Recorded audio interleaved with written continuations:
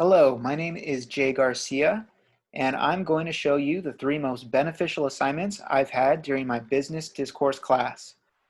Luckily for me, the three I've chosen to use happen to be located within my ePortfolio, so I'll be using this webpage to navigate us to them. The first assignment I wanted to show is the research memo for a charity partnership. I've had limited professional experience, with most of my work experience being in smaller businesses, so being able to successfully write internal memos and really all internal communication has really escaped me until now. The purpose of this particular assignment was the research aspect, but being able to practice my formatting in different situations is really what meant the most to me. As you can see here, using a sufficient amount of white space, proper title bolding, and lists can really help increase any document's readability when used correctly depending on the situation. Also, knowing when it's best to link to a separate document. As you can see, I have done here.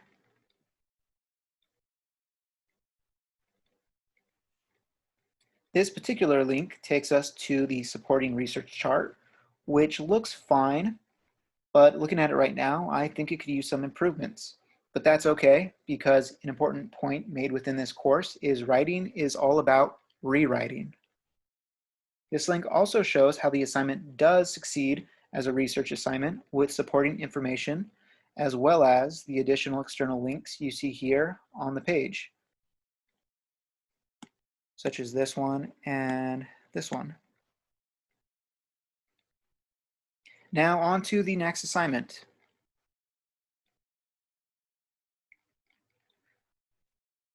The research report on a career, again, being able to practice my business style writing was the most beneficial part of the assignment for me.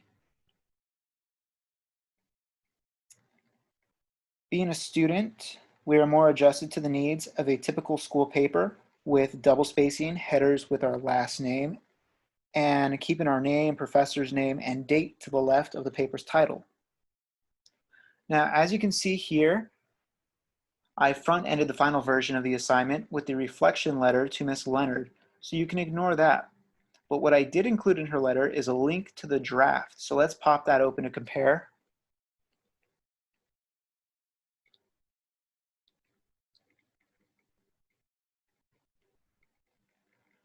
In this rough draft, I included section titles in bolded font and body information, but it was far from done. It still needed the interview information, and it looks really blocky.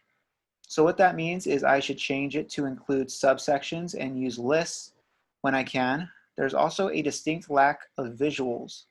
So let's jump back to the final version.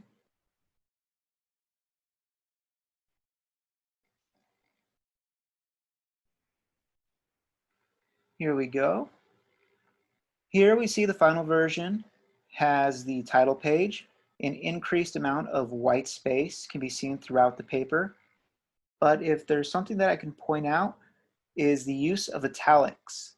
It seems like such a small detail, but knowing how to use italics in the proper business writing situations is what I believe really makes this a fantastic example of a business report.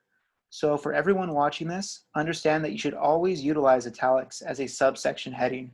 It will help your documents look much more professional. It's simple and does a lot. Now on to the final assignment.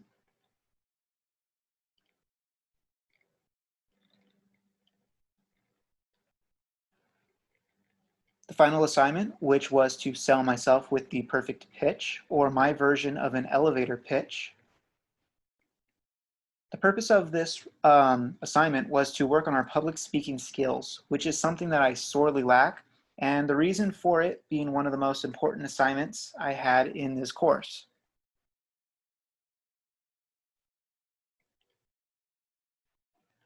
This particular section of coursework detailed the reasons why public speaking is an important skill to develop. Regardless of position, it is absolutely needed because no matter your current position, it is needed to renegotiate your current standing to move up or increase your pay or generally maximize your value. My biggest trouble with recording these videos is staring into the camera. Being able to see myself in the small recording window on screen is really hard for me to look at, so it's important that I get this practice in. You can see in this video my eyes are darting away from time to time. Interestingly, the reason why I was doing this was because I thought the place I was putting my eyes was closer to the camera. Apparently not. Now, before I close out, I'd like to thank you for viewing my video. Hopefully it gave you a bit of insight into what I believe to be my biggest takeaways from this course.